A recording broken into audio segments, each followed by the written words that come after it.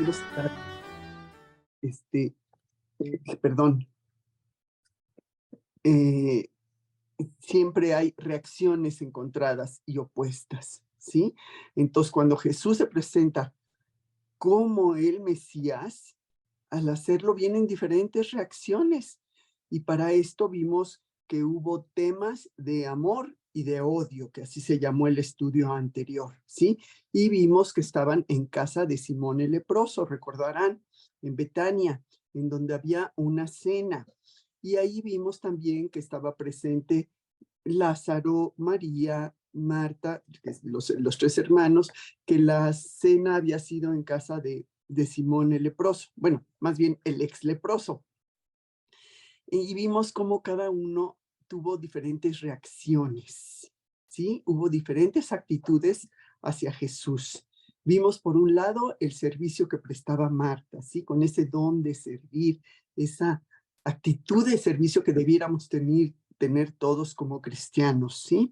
Vimos también pues el sacrificio de María mostrando todo su amor hacia Jesús, y esa devoción hacia Jesús, cómo derramó en sus pies ese perfume de nardo y cómo con sus mismos cabellos lo enjugaba. Y en ese acto de adoración a Jesús, poniéndole atención a todo lo que él decía.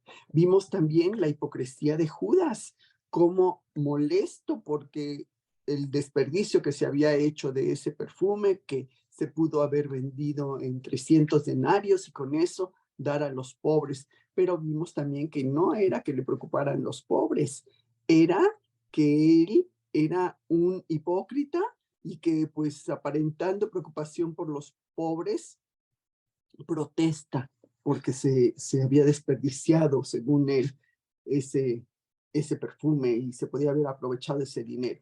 También vimos la hostilidad de los judíos, en donde vimos que ahora no solo quieren darle muerte a Jesús, sino también a Lázaro. Él no había hecho nada, pero Lázaro era un testimonio del poder de Jesús. Entonces, pues necesitaban destruir también la evidencia. Y el estudio que veremos hoy se llama El rey viene a morir. Y continuaremos con los siguientes versículos de Juan 12. El día de hoy veremos Juan 12. Abran sus Biblias, por favor. Juan 12, de los versículos 12 al 16, que ahorita lo leemos. Entonces, para iniciar, pues voy a dar gracias. Señor, amado Padre nuestro, pues te queremos dar las gracias por un día más de vida. Gracias por todas las bendiciones con las que tú derramas cada día de nuestra vida. Gracias por permitirnos aprender cada día de tu palabra, por poder tener estudios de Biblia, por abrirnos la mente y conocer todas esas promesas que guardas en tu libro, por poder reunirnos, aunque sea a distancia, Padre. Te pedimos que el estudio de hoy que vamos a ver, pues, sea bien explicado, Padre, y comprendido en nuestras mentes y también en nuestros corazones, Señor. Bendice a todas las personas que están conectadas, a las que están por conectarse y a las que probablemente lo puedan ver más tarde en vía YouTube, por quienes se conectarán en otro momento. Te damos gracias, Señor, en nombre de tu Hijo Cristo Jesús. Entonces, chicas, pues vámonos a Juan 12, versículos 12 al 16. Lo leo, permítanme. Juan 12, versículos del 12 al 16. Como subtítulo aquí en la Biblia dice, la entrada triunfal en Jerusalén. Dice, versículo 12. El siguiente día, grandes multitudes que habían venido a la fiesta, al oír que Jesús venía a Jerusalén, tomaron ramas de palmeras y salieron a recibirle y clamaban, Hosana, bendito el que viene en el nombre del Señor, el Rey de Israel. Y halló Jesús un asnillo y montó sobre él, como está escrito, no temas, hija de Sión, He aquí tu rey viene, montado sobre un pollino de asna. Estas cosas no las entendieron sus discípulos al principio, pero cuando Jesús fue glorificado, entonces se acordaron de que estas cosas estaban escritas acerca de él y de que se las habían hecho. Entonces, estos son estos versículos que vamos a estudiar el día de hoy. Y bueno, para empezar, recordemos que siempre ha habido, por todas las edades, ha habido falsos mesías que proclaman ser el ungido, ¿verdad? Y es esperado por el pueblo de Israel. Y lo vimos que esto había en la época del Antiguo Testamento, lo hubo en la época de Jesús y también en la actualidad existen esos falsos mesías, ¿sí?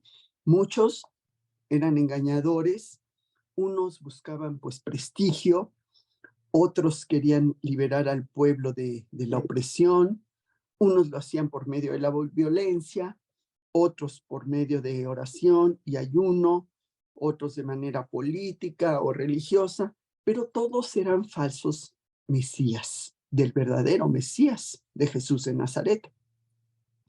Y bueno, en el año 400, no, perdón, sí, en el año 44 después de Cristo, un falso Mesías que se llamaba Teudas prometió dividir el río Jordán en dos, pero pues obviamente no lo consiguió.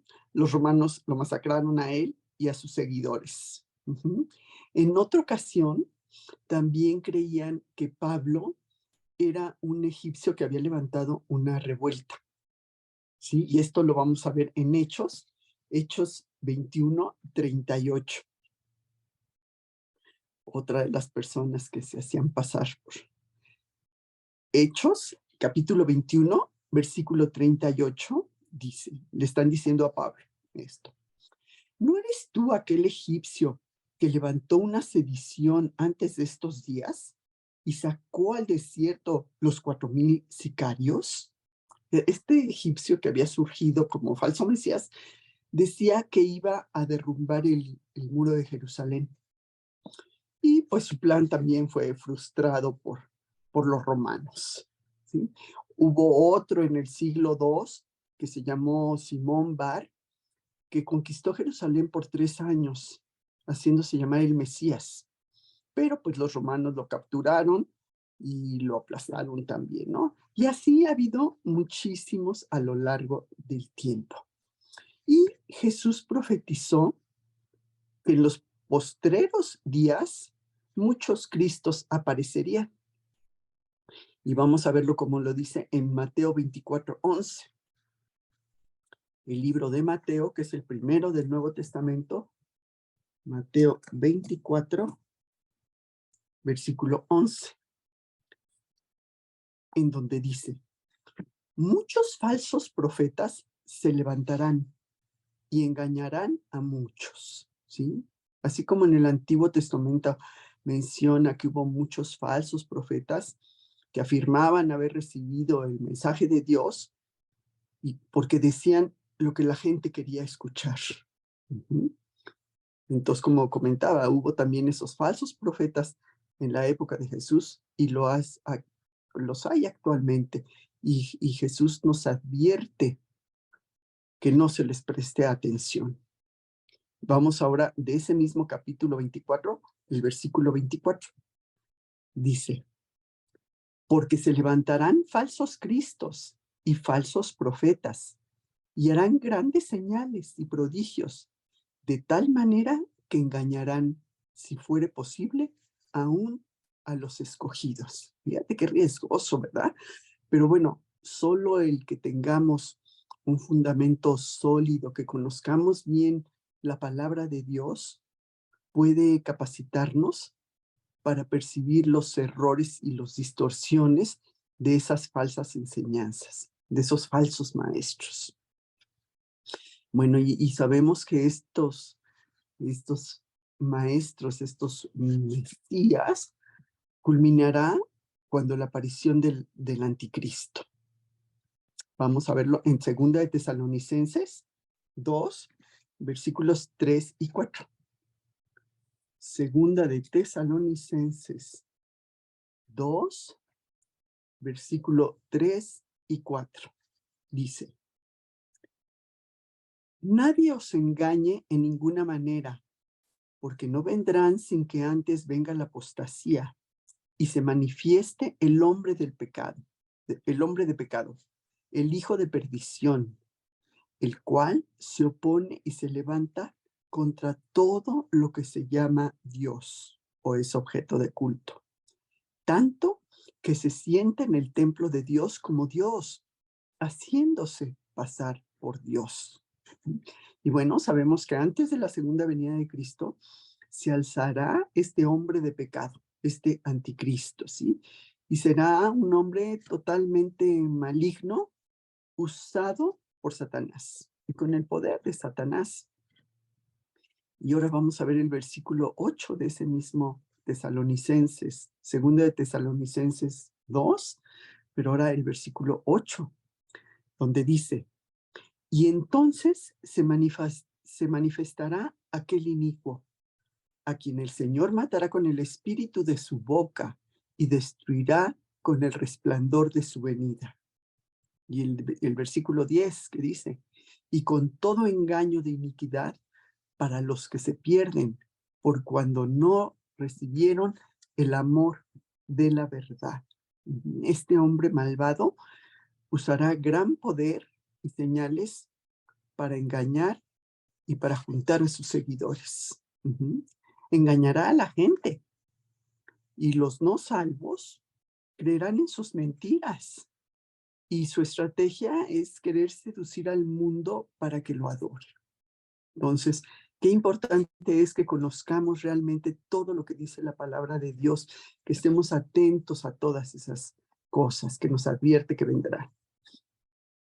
Pero bueno, sabemos que el verdadero Mesías, que Jesús, tenía credenciales, pruebas muy especiales. Para empezar, las palabras que habló, lo que decía, ¿sí?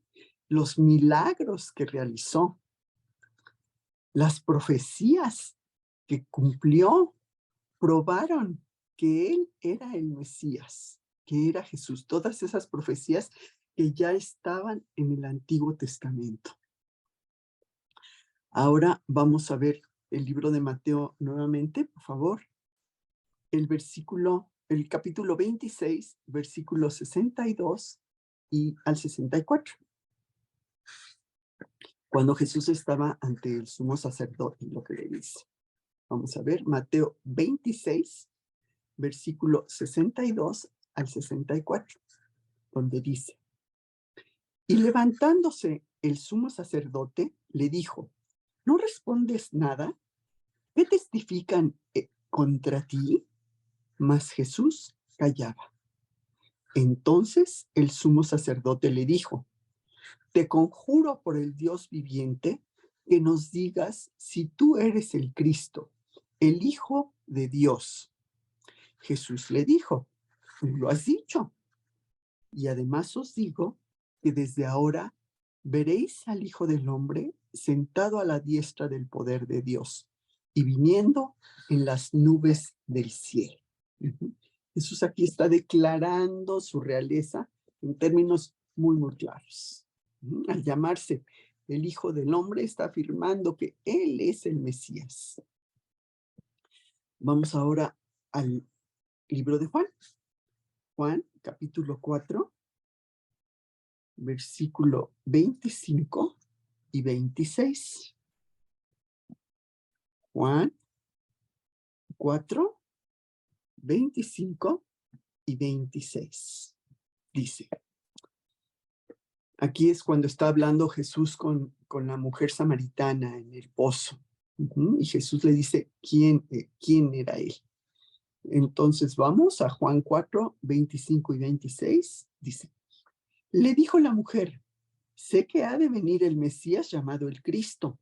Cuando él venga, nos declarará todas las cosas. Jesús le dijo: yo soy el que habla contigo. Aquí Jesús le está diciendo a esa mujer que él es el Mesías. Y recuerden qué hizo esta mujer. Corrió con todos los de su pueblo y les dijo, vengan, vengan ustedes también a conocerlo. Muy bonita actitud de esta mujer, la cual en la Biblia no se menciona ni su nombre. No sabemos ni qué nombre tenía, nada más la conocemos como la mujer samaritana o la mujer del pozo. Bueno, y cuando Juan el Bautista manda a sus discípulos también a preguntarle a Jesús si era el Mesías, ¿sí?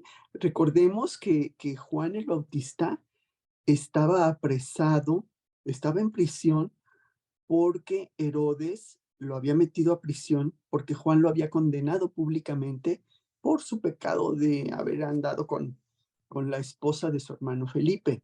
Entonces, pues lo mete a prisión. Y él estaba, pues un poco, Juan el Bautista estaba así como un poco confundido y dice, bueno, habré malinterpretado yo los planes de Jesús. Estaba como confundidón. Entonces manda a sus discípulos a que le pregunten a Jesús. Y vemos lo que le dice en Mateo 11, versículos 2 al 5. Mateo capítulo 11, versículo 2 al 5. Dice, y al oír Juan en la cárcel los hechos de Cristo, le envió dos de sus discípulos para preguntarle, ¿eres tú aquel que había de venir o esperaremos a otro? Respondiendo Jesús, le dijo, id y haced saber a Juan las cosas que oís y veis. Los ciegos ven, los cojos andan, los leprosos son limpiados, los sordos oyen, los muertos son resucitados y a los pobres es anunciado el evangelio. Jesús le contesta a esta pregunta que manda hacer Juan el Bautista, diciendo las cosas que él estaba haciendo con tantas pruebas, ¿verdad? Pues la identidad de Jesús era más que obvia. Él, Jesús, mostró sus milagros como prueba, ¿sí? En lugar de hacer señales extravagantes, así como con fuegos artificiales y grandes cosas que Satán quería que hiciera, pues Jesús, ¿qué hace? Hace milagros de sanidad, curando a la gente. Y son muchísimos los que hace. Vamos a ver algunos. Mateo 4, 23 y 24. Mateo, capítulo 4, versículo 23 y 24. Dice, y recorrió Jesús toda Galilea, enseñando en las sinagogas de ellos y predicando el evangelio del reino y sanando toda enfermedad y toda dolencia del pueblo. Y ahora nos saltamos de ahí mismo, Mateo. Vámonos al capítulo 8, versículos 2 y 3. Capítulo 8, versículos 2 y 3 dice, y aquí vino un leproso y se postró ante él diciendo, Señor, si quieres, puedes limpiarme. Jesús extendió la mano y le tocó, diciendo, quiero, sé limpio. Y al instante su lepra desapareció. Otro más de los milagros. Ahora vamos a ver otro. En el capítulo 15, versículo 30. Capítulo 15 de Mateo, versículo 30, que dice, y se le acercó mucha gente que traía consigo a cojos, ciegos, mudos, mancos y otros muchos enfermos. Y los pusieron a los pies de Jesús y los sanó, de manera que la multitud se maravillaba, viendo a los mudos hablar, a los mancos sanados, a los cojos andar y a los ciegos ver, y glorificaban al Dios de Israel. Otros más, vamos a ver el 19, capítulo 19, versículo 2. capítulo 19 de Mateo, versículo 2, dice, y le siguieron grandes multitudes, y lo sanó allí. El siguiente capítulo, el 20, vamos a ver otros, versículo 30 al 34. Capítulo 20 de Mateo, versículo 30 al 34, dice, dos ciegos que estaban sentados junto al camino, cuando oyeron que Jesús pasaba, clamaron, Señor, Hijo de David, ten misericordia de nosotros. Y la gente les reprendió para que se callasen. Pero ellos clamaban más, diciendo, Señor, Hijo de David, ten misericordia de nosotros. Y deteniéndose, Jesús los llamó y les dijo, ¿qué queréis que os haga? Ellos le dijeron, Señor, que sean abiertos nuestros ojos. Entonces Jesús, compadecido, les tocó los ojos y enseguida recibieron la vista y le siguieron. Bueno, y así vemos cantidad de milagros. Vamos a ver otro, el último, que no es el último que haya hecho, pero el último que vamos a ver ahorita, en el siguiente capítulo, en el 21:14, donde nada más nos dice, y vinieron a él en el templo ciegos y cojos, y los sanó. Fíjate cuántas cosas había hecho Jesús, y por ser testigos de todos esos milagros, los residentes de las ciudades de Corazín, Betsaida y Capernaum estaban bajo maldición y sin excusa, porque ellos habían visto todas esas cosas que hacía Jesús y aún así no creían. Vamos a verlo, esto está en Mateo 11. Mateo 11, estamos en el libro de Mateo, nada más nos pasamos al capítulo 11, versículo 20 al 24. Dice, Mateo 11, 20 al 24. Entonces comenzó a reconvenir a las ciudades en las cuales había hecho muchos de sus milagros, porque no se habían arrepentido, diciendo, ay de ti, Corazín, ay de ti, Betsaida, porque si en Tiro y en Sidón se hubieran hecho los milagros que han sido hechos en vosotras, tiempo ha que se hubieran arrepentido en cilicio y ceniza. Por tanto os digo que en el día del juicio será más tolerable el castigo para Tiro y para Sidón que para vosotras. Y tú, Capernaum, que eres levantada hasta los cielos, hasta el Hades serás abatida. Porque si en Sodoma se hubieran hecho los milagros que se han hecho en ti, habría permanecido hasta el día de hoy. Por tanto os digo que en el día del juicio será más tolerable el castigo para la tierra de Sodoma que para ti. Esas ciudades de Tiro, de Sidón y de Gomorra eran ciudades antiguas con una reputación de perversas tremendas, y Dios las destruyó. Y los habitantes de estas ciudades que menciona, de Betsaida, de Corazín y de Capernaum, fueron testigos de los milagros de Jesús y tercamente rehusaron arrepentirse de sus pecados y rehusaron creer en él. Y pues todos los que vieron sus milagros y no quisieron creer, pues eran culpables de alguna manera. Vamos ahora al libro de Juan.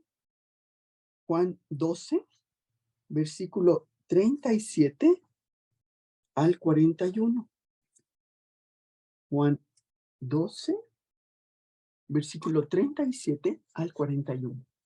Dice, pero a pesar de que había hecho tantas señales delante de ellos, no creían en él, para que se cumpliese la palabra del profeta Isaías, que dijo, Señor, ¿quién ha creído en nuestro anuncio? ¿Y a quién se ha revelado el brazo del Señor? Por esto no podían creer, porque también dijo Isaías, cegó los ojos de ellos y endureció su corazón, para que vean con los ojos y entiendan con el corazón y se conviertan y yo los sane. Isaías dijo esto cuando vio su gloria y habló acerca de él. Ujú. Jesús había realizado muchos milagros, pero esa mayoría de gente no creían en él, no querían creer, ujú, a pesar de lo que veían. Como resultado de eso, endurecieron su corazón, ¿sí? Confirmaron lo que ellos habían decidido. No le vamos a creer, no, no. Tenían la mente tan cerrada que ni siquiera trataban de entender el mensaje de Jesús. No se podía decir que fueran ignorantes, que no sabían, que no habían visto. No, lo habían visto, pero no querían. Siempre es una actitud del corazón. Vamos a Hechos 2:22. Hechos 2:22. Dice: varones israelitas, oíd estas palabras. Jesús Nazareno, varón aprobado por Dios entre vosotros, con las maravillas, prodigios y señales que Dios hizo entre vosotros por medio de él, como vosotros mismos sabéis. Ahí las tenían. Dios confirmaba a Jesús como el Mesías por diversos medios y obras sobrenaturales, como eran todos estos milagros. Además, Jesús estaba cumpliendo las profecías mencionadas en el Antiguo Testamento, como era su nacimiento virginal, como sería su muerte y sacrificio, y como sería su resurrección. Todas estas profecías estaban ya en el Antiguo Testamento. Y con Jesús, con su venida y con las cosas que hacía, pues estaba confirmando todas esas profecías. Vamos a verlas en Isaías, donde vamos a ver que está profetizado su nacimiento virginal. Isaías 7, Isaías en el Antiguo Testamento estamos, capítulo 7, versículo 14. Isaías 7:14 dice: por tanto, el Señor mismo os dará señal.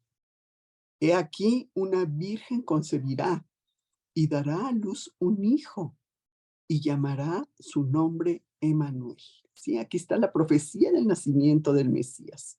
Emmanuel significa Dios con nosotros. La otra profecía que vemos, de muchas, pero no vamos a verlas todas, vamos a ver algunas, de la muerte, de su muerte y sacrificio. Para esto también nos vamos a este libro de Isaías, pero ahora el capítulo 53, versículos 3 al 6. Isaías 53, 3 al 6. Dice: despreciado y desechado entre los hombres, varón de dolores, experimentado en quebranto, y como que escondimos de él el rostro. Fue menospreciado y no lo estimamos. Ciertamente llevó él nuestras enfermedades, sufrió nuestros dolores. Nosotros lo detuvimos por azotado, por herido de Dios y abatido. Mas él herido fue por nuestras rebeliones, molido por nuestros pecados. El castigo de nuestra paz fue sobre él, y por su llaga fuimos nosotros curados. Todos nosotros nos descarriamos como ovejas. Cada cual se apartó de su camino, mas Jehová cargó en él el pecado de todos nosotros. Aquí está hablando también esa profecía en Isaías de lo que padecería del sacrificio de Jesús. Ahora vamos a ver una profecía sobre su resurrección en Salmo 16, versículo 10. Salmo 16, versículo 10. donde dice, porque no dejarás mi alma en el Seol, ni permitirás que tu santo vea corrupción. Este salmo está citando la resurrección de Cristo. Y lo vemos también en Hechos 13:35, que cita precisamente este salmo. Hechos 13, versículo 35, dice, por eso dice también el salmo, no permitirás que tu santo vea corrupción. Fíjate cómo se van enlazando, ¿verdad?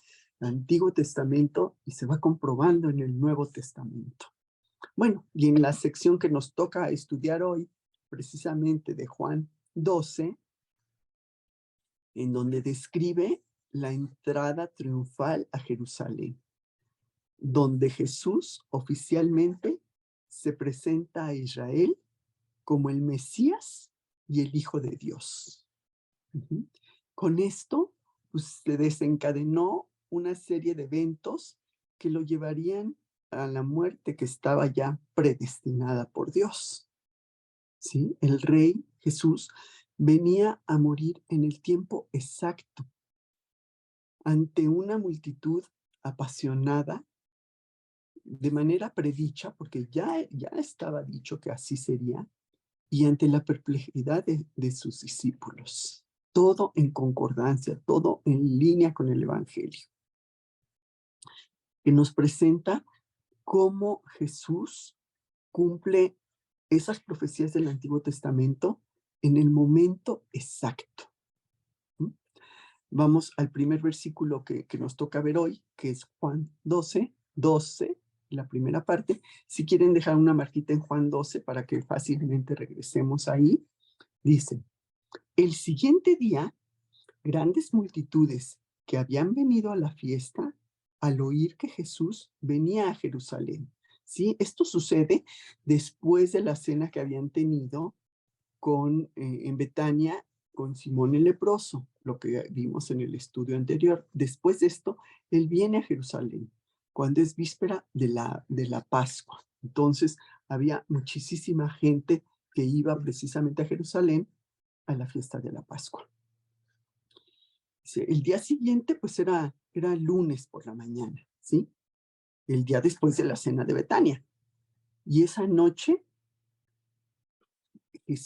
Judas, el traicionero, Judas Iscariote, se reunió con los principales sacerdotes y acordó traicionar a Jesús.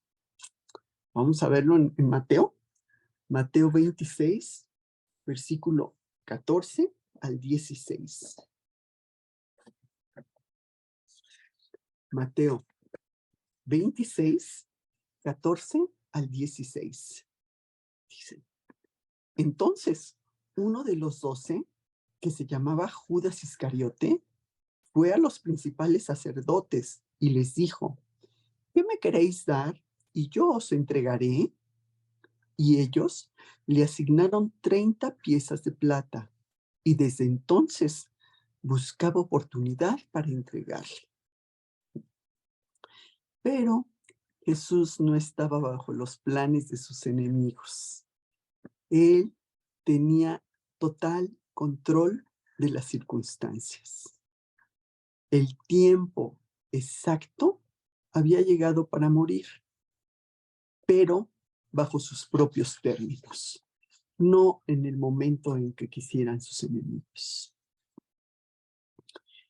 Los líderes judíos, vemos que temerosos de la multitud, ¿verdad? Porque había mucha gente que les seguía en Jerusalén y de la reacción que pudieran tener, querían matar a Jesús, pero no durante la Pascua, sino después de la fiesta, agarrarlo, ejecutarlo, para que ya la gente estuviera dispersa y ya no se hiciera tanto alboroto.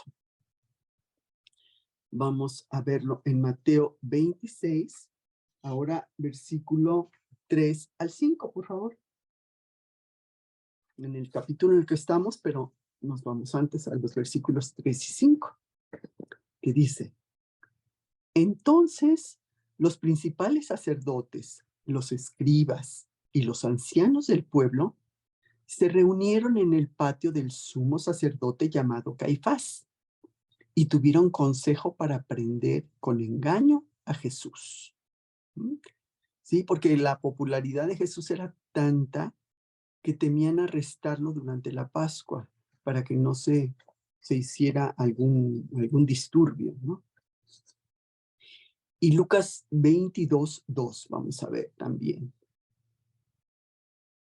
Lucas 22, versículo 2, dice: y los principales sacerdotes y los escribas buscaban cómo matarle, porque temían al pueblo.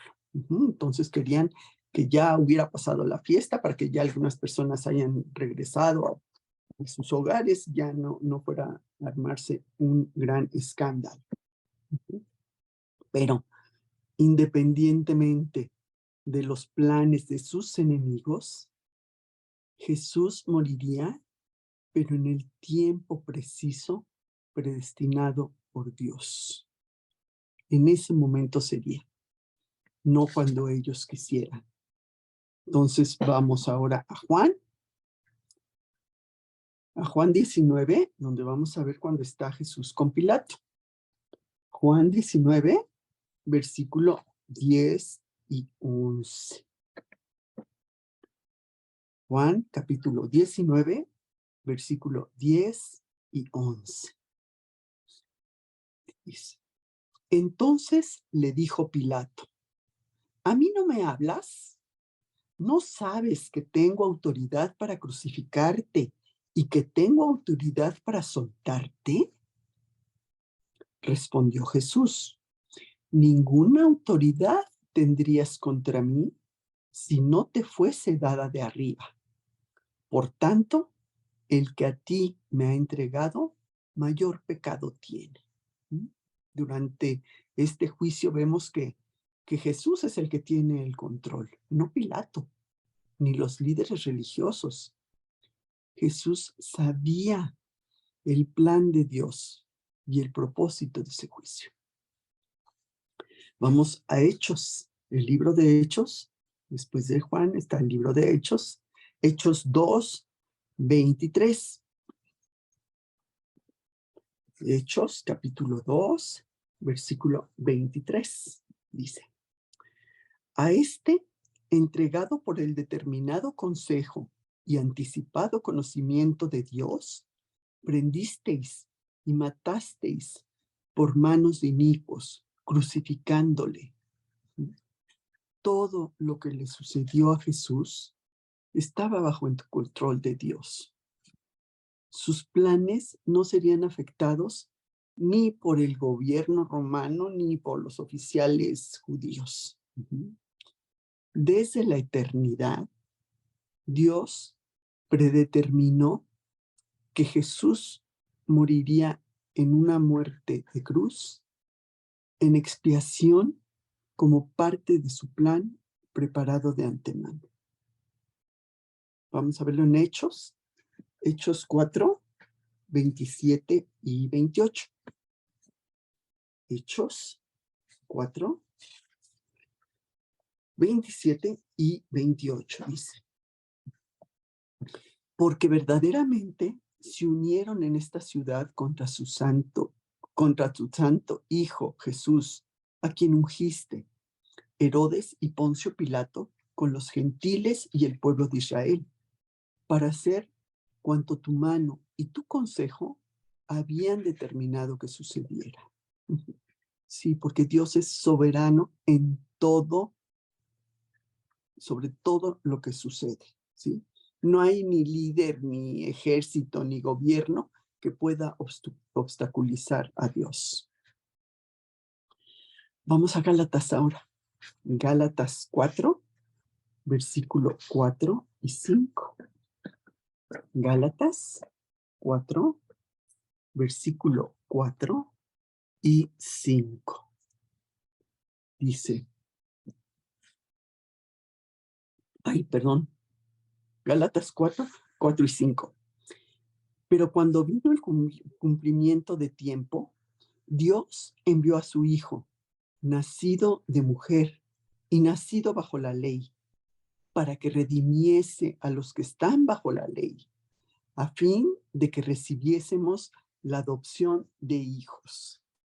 No, sí, con su muerte, Jesús compró la libertad de todos aquellos que estábamos esclavizados al pecado, ¿sí? Para que así pudiéramos ser salvos, para que así pudiéramos pertenecer a la familia de Dios.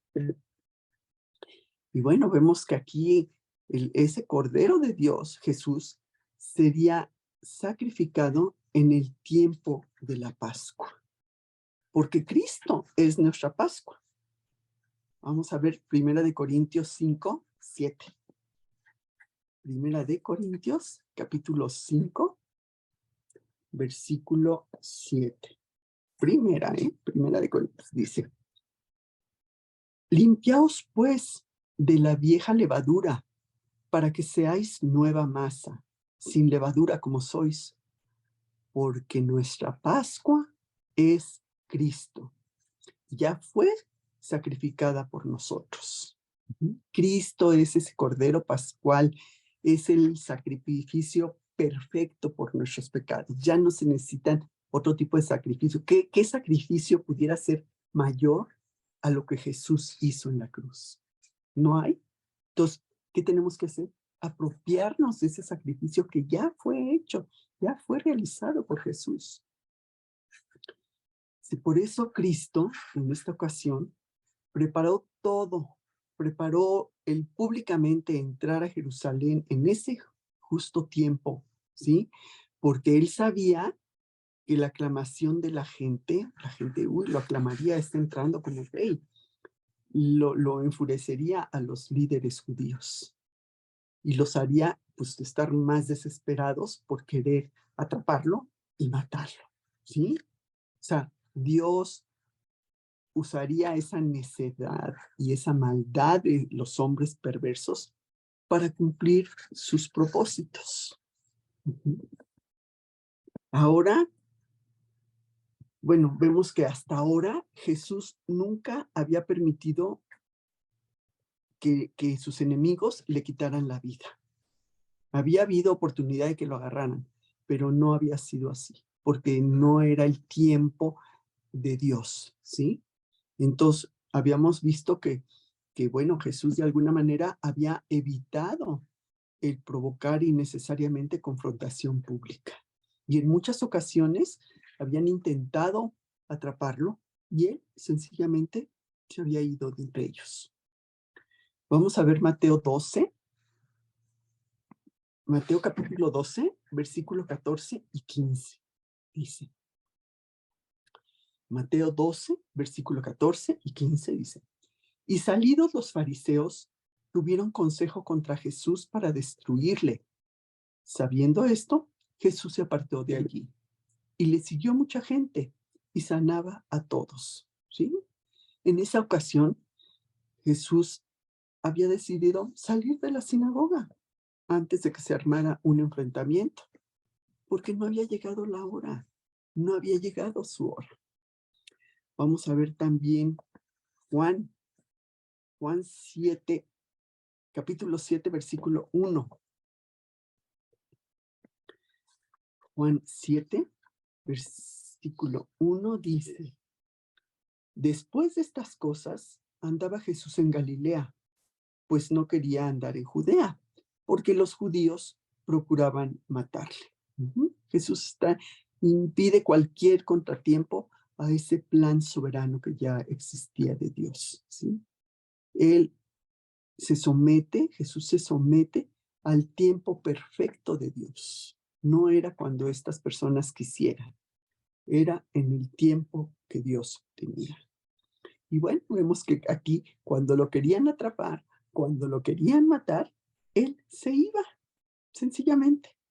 Como cuando la gente de su propia ciudad de Nazaret quisieron despeñarlo. ¿Y él qué hizo? Se fue de entre ellos. Vamos a ver Lucas 4. Lucas 4, versículo 28 al 30. Lucas 4, 28 al 30, dice: Al oír estas cosas, todos en la sinagoga se llenaron de ira y levantándose le echaron fuera de la ciudad y le llevaron hasta la cumbre del monte sobre el cual estaba edificada la ciudad de ellos, para despeñarle. Mas él pasó por en medio de ellos y se fue. En otras ocasiones recordemos que estaban furiosos porque decía ser Dios de los judíos, ¿sí? Y Dios decía ser Dios, y estos judíos tomaron piedras y se las arrojaron. Pero vemos que también Jesús se fue. Vamos a ver Juan 8, 58 y 59. Juan 8, donde se enojan porque Jesús dice ser Dios. Dice, entonces le dijeron los judíos: ¿aún no tienes 50 años y has visto a Abraham? Jesús les dijo: de cierto os digo, antes que Abraham fuese, yo soy.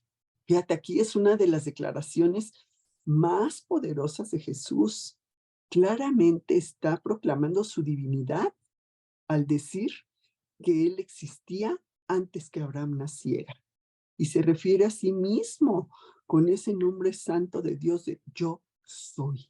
Aquí se los está diciendo. Vamos a ver ahora 2 capítulos más nos brincamos al capítulo 10 de Juan, versículo 37 al 39. Juan 10, 37 al 39. Dice: si no hago las obras de mi Padre, no me creáis, mas si las hago, aunque no me creáis a mí, creed en las obras, para que conozcáis y creáis que el Padre está en mí y yo en el Padre. Procuraron otra vez prenderle, pero él se escapó de sus manos. Nuevamente, ¿sí? Se había alejado y no pudieron atraparlo. Luego vemos cuando los líderes religiosos mandan a los alguaciles a prenderlo. Y vemos qué pasó con los alguaciles. En vez de prenderlo, vamos a ver. Porque aún esta presencia de Jesús impedía que lo prendieran antes de que fuera su tiempo. Y para esto vamos a Juan. Juan 7, versículo 44 al 46. Juan 7, 44 al 46 dice: y algunos de ellos querían prenderle, pero ninguno le echó mano. Los alguaciles vinieron a los principales sacerdotes y a los fariseos, y estos les dijeron: ¿por qué no le habéis traído? Los alguaciles respondieron: jamás hombre alguno ha hablado como este hombre, ¿sí? Estos guardias no podían encontrar una sola razón para prender a Jesús, para arrestarlo. Y mientras lo escuchaban en busca de algo para quererlo atrapar, pues no pudieron evitar maravillarse de las cosas que hablaba Jesús, de lo que salía de su boca. Y el tiempo exacto que Jesús escogió para entrar a Jerusalén cumplía las profecías del Antiguo Testamento que estaban en el libro de Daniel. Dios profetizó que el tiempo desde la reconstrucción del templo en el año 445 a.C. hasta la venida del Mesías serían 7 semanas y 62 semanas. O sea, 69 semanas de años. No sé por semanas, sino por años. O sea, 483 años. Y esa fecha coincide exactamente con la muerte de Jesús. Y esto se encuentra en Daniel 9, de los versículos 24 al 26. Entonces vemos cómo esa entrada a Jerusalén vemos que había una multitud apasionada, ¿sí? Aclamándole. Vamos al segundo versículo que nos toca en el estudio de hoy, Juan 12. Vamos a ver el 12 y el 13, versículo 12 y 13 de Juan 12. El día siguiente, grandes multitudes que habían venido a la fiesta, al oír que Jesús venía a Jerusalén, tomaron ramas de palmera y salieron a recibirle y clamaban: Hosana, bendito el que viene en el nombre del Señor, el Rey de Israel. ¿Mm? Cuando Jesús dejó Betania, él estaba acompañado de una multitud de judíos que habían venido a verle a él y a Lázaro. Acababa de resucitar a Lázaro, entonces mucha gente le seguía. Y lo vemos en el versículo 9 de ese pasaje de Juan 12, que dice: gran multitud de judíos supieron entonces que él estaba allí y vinieron, no solamente por causa de Jesús, sino también para ver a Lázaro, a quien había resucitado de los muertos. ¿Sí? ¿Se acuerdan que había ido mucha gente a ver qué pasó aquí? ¿A quién resucitó? Luego el versículo 17 dice, de mismo Juan 12. Y daba testimonio la gente que estaba con él cuando llamó a Lázaro del sepulcro y le resucitó de los muertos. Iba toda esa gente siguiendo. Y pronto también habría otros que vendrían a la fiesta de la Pascua, y que oyeron que Jesús vendría. Entonces era una gran multitud, porque provocados por la resurrección de Lázaro, y aparte la gente que iba a ir a la Pascua, pues era una gran multitud. Y esta gran multitud, ¿qué hicieron? Pues cortaban ramas de palmera, que las ramas de palmera pues no estaba tanto asociado a la Pascua, sino más bien a la fiesta de los tabernáculos, que recordarán que vimos en algunos estudios anteriores, ¿sí? Esa fiesta de los tabernáculos, en la que era una celebración en la que participaba toda la familia para conmemorar que habían vivido en tabernáculos hechos con rama, o sea, como casitas hechas con rama y con hojas de palmera, cuando Dios los había sacado de Egipto. Entonces se usaba esas hojas de palmera como un símbolo de victoria y de celebración, ¿sí? Así se usaban. Y esos que traían estas ramas de palmas, pues esperaban un Mesías conquistador en Jesús, ¿sí? Que los librara de los romanos y que restableciera las promesas que habían sido dadas a Abraham y a Isaac. Esperaban un Jesús entrando así, blandiendo espada. Entonces vamos a ver esas promesas que habían sido dadas a Abraham en Génesis 23, versículo 1 al 3. Génesis 23, no, perdón, la dislexia otra vez, Génesis 12,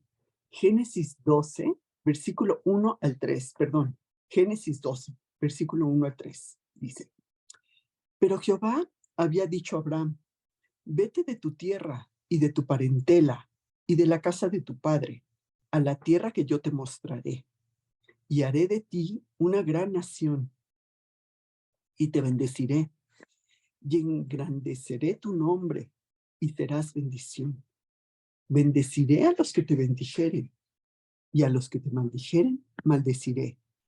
Y serán benditas en ti todas las familias de la tierra. Y vemos cómo cuando Dios llamó a Abraham, salió de donde estaba, se trasladó de Ur sin saber a dónde iba, ¿eh? Dios no se puso a preguntar: ay, Señor, ¿y va a ser largo el trayecto? ¿Y queda lejos? ¿Y cómo? No, él obedeció inmediatamente, ¿sí? Y sabemos que fue de ahí de Ur a Harán, y finalmente a Canaán. Y bueno, Dios había establecido un pacto con Abraham y le dijo que sería el fundador de una gran nación, y que no solo esa nación sería bendecida, sino también las demás naciones del mundo. ¿Por qué? Porque de la descendencia de Abraham vendría Jesús. para salvar a la humanidad. Vamos ahora al Antiguo Testamento, al libro de Segunda de Samuel, capítulo 7, versículo 16. Segunda de Samuel 7, 16, dice: y será firmada tu casa y tu reino para siempre delante de tu rostro, y tu trono será estable eternamente. Jesús vendría a ser descendiente de esa dinastía de David, y Cristo, sí, su reinado sería eterno. Es eterno. Y esta multitud vemos que gritaba, ¿no? Muy emocionados, gritaban, Hosana, que quiere decir salva. Y ellos citaban un salmo, ¿sí? Gritaban, Hosana, y declarando su esperanza de que Jesús era el Mesías esperado. Y le están nombrando Rey de Israel. Citaban un salmo, el Salmo 118, 26. Vamos a ver. Salmo 118, versículo 26 dice: bendito el que viene en el nombre de Jehová. Desde la casa de Jehová os bendecimos. Luego en el libro de Mateo también nos explica cómo le dijeron también hijo de David. ¿Sí? Mateo 21, 9. Mateo 21, versículo 9 dice: y la gente que iba delante y la que iba detrás aclamaba diciendo, Hosana al hijo de David, bendito el que viene en el nombre del Señor, Hosana en las alturas. Y nos saltamos al versículo 15 de Mateo 21. Dice, pero los principales sacerdotes y los escribas, viendo las maravillas que hacía y a los muchachos aclamando en el templo y diciendo, Hosana al hijo de David, se indignaron. Claro, como siempre, ¿verdad? Y bueno, sabemos que anteriormente, las veces que habían querido proclamar a Jesús rey, él no había aceptado, como cuando después de la alimentación de los 5,000, recordarán que la multitud lo siguió y querían hacerlo rey en ese momento, ¿sí? Vamos a ver Juan 6, versículo 14 y 15.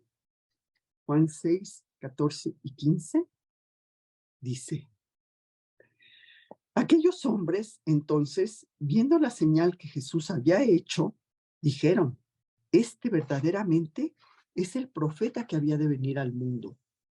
Pero entendiendo Jesús que iban a venir para apoderarse de él y hacerle rey, volvió a retirarse al monte el sol.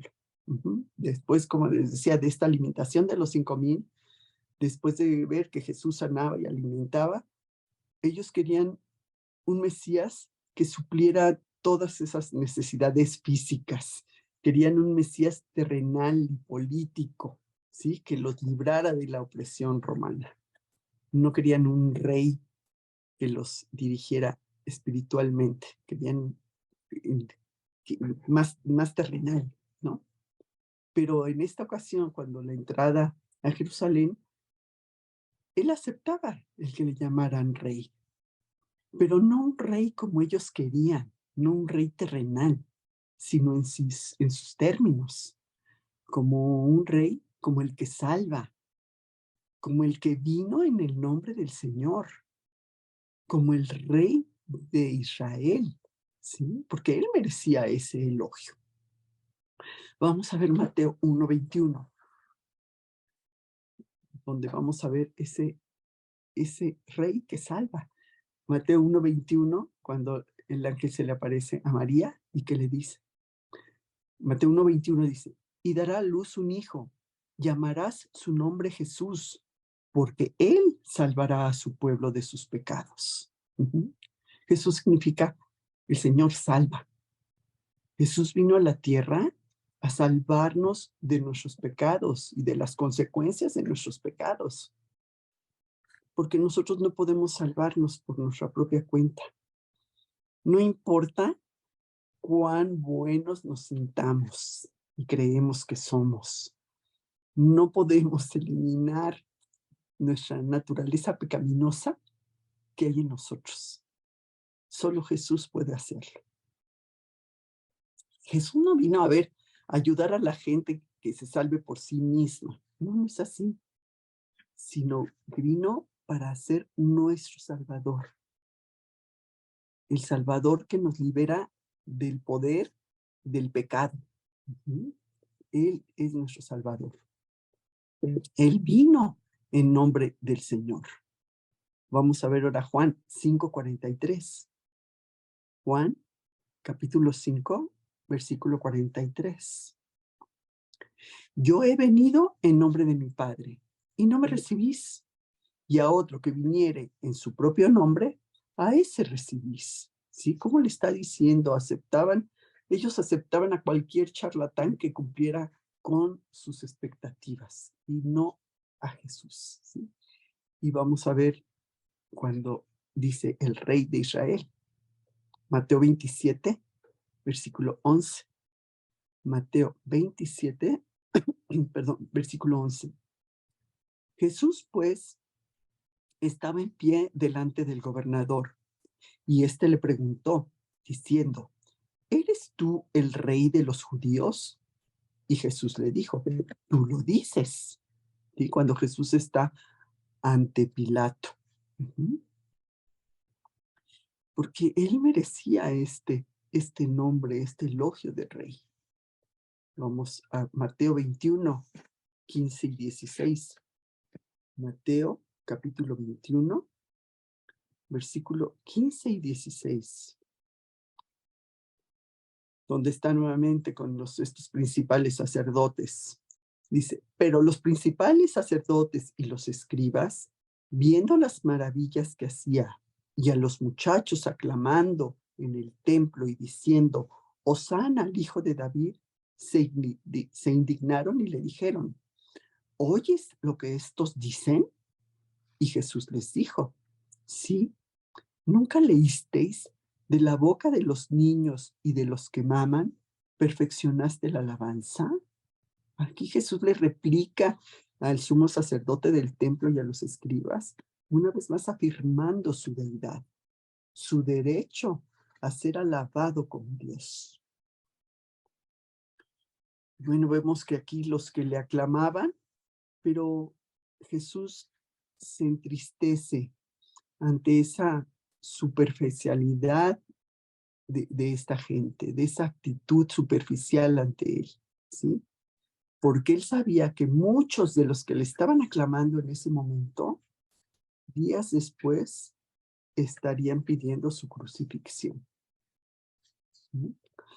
Vamos a Juan, nuevamente Juan, pero ahora capítulo 19, versículo 14 y 15. Dice, era la preparación de la Pascua y como la hora sexta. Entonces dijo a los judíos, he aquí vuestro rey. Pero ellos gritaron, fuera, fuera, crucifícale. Pilato les dijo, ¿a vuestro rey he de crucificar? Respondieron los principales sacerdotes, no tenemos más rey que César.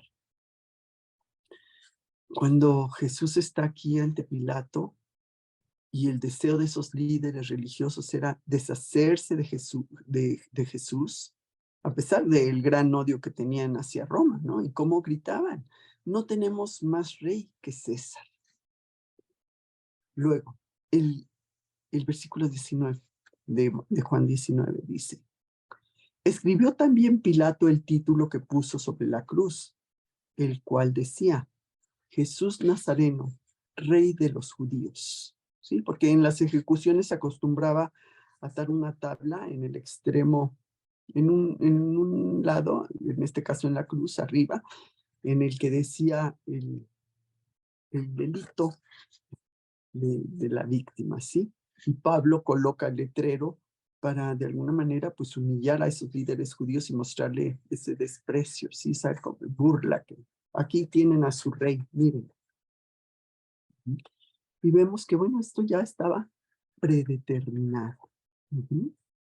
Vimos cómo existía esa profecía de que llegaría eh, ese Mesías montado en un pollino. Ujú.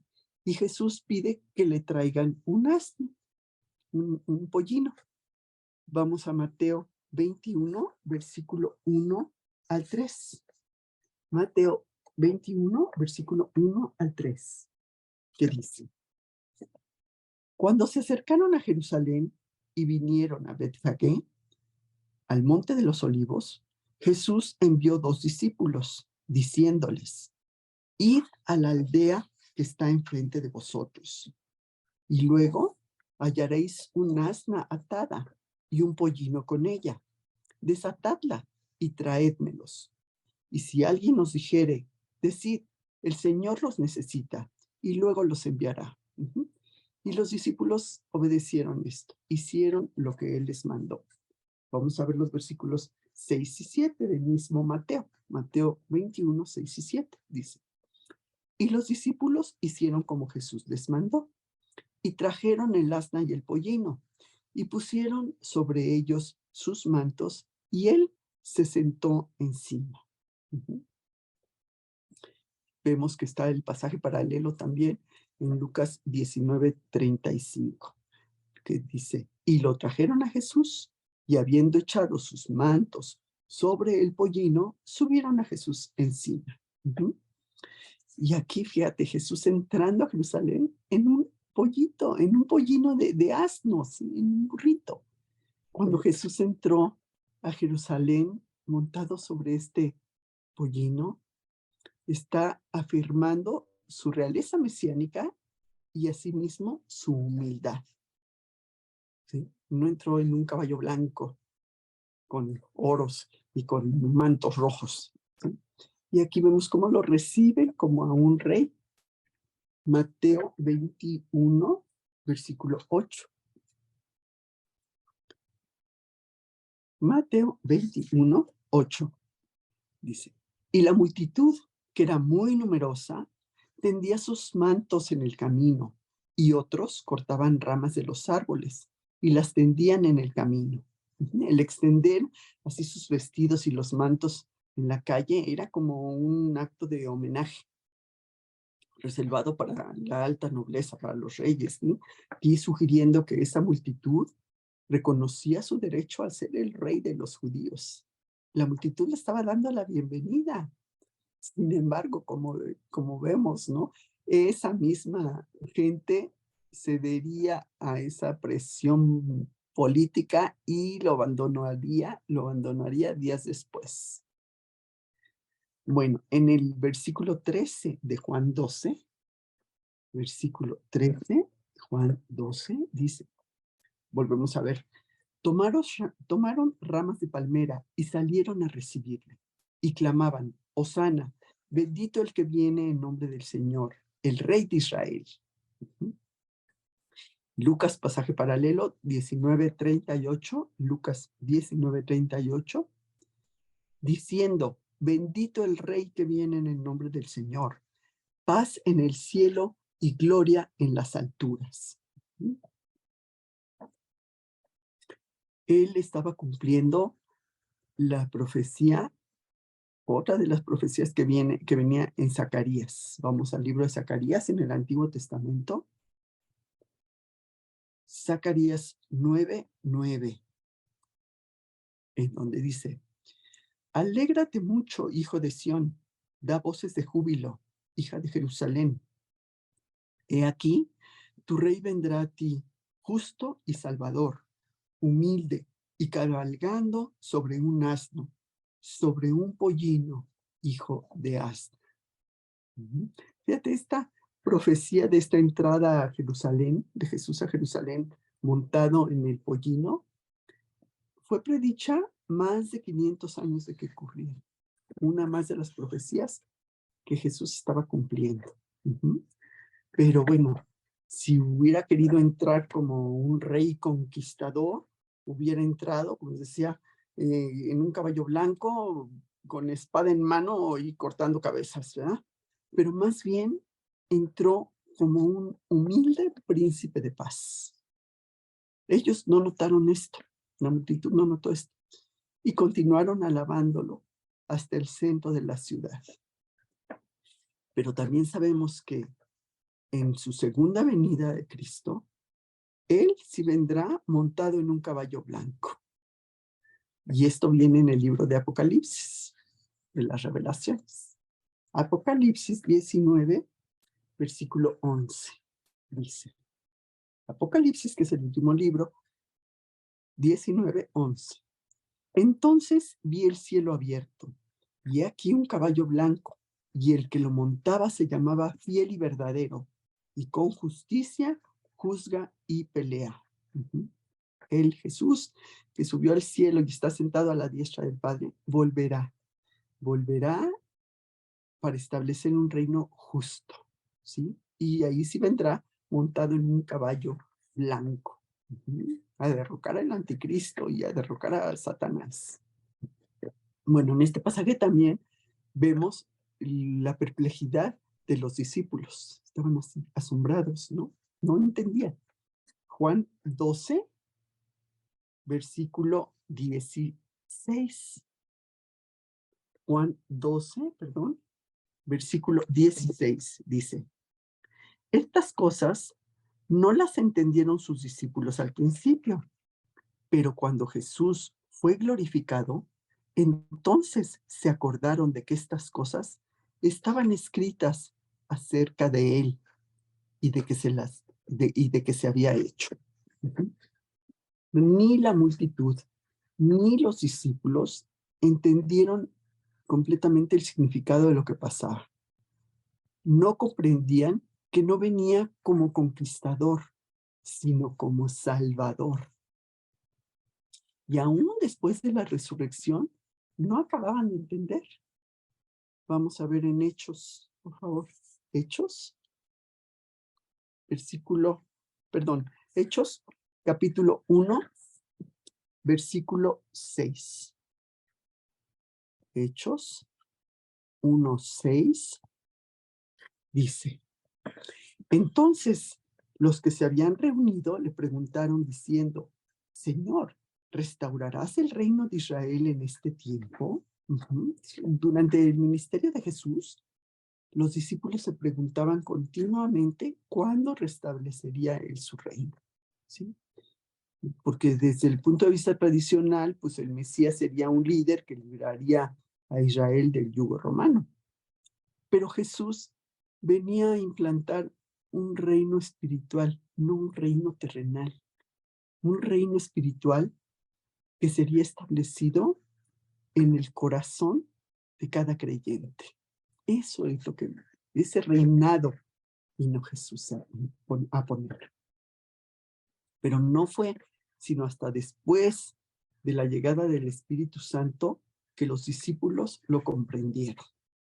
Vamos a verlo en Juan 14, 26, por favor.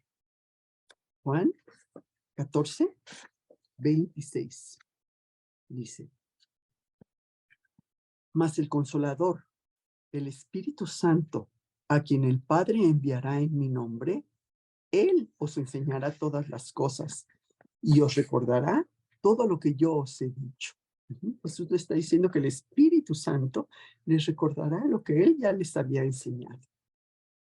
Y en Juan 16, 13, dice, pero cuando venga el Espíritu de verdad, Él os guiará a toda la verdad, porque no hablará por su propia cuenta, sino que hablará todo lo que oyere, y os hará saber las cosas que habrán de venir.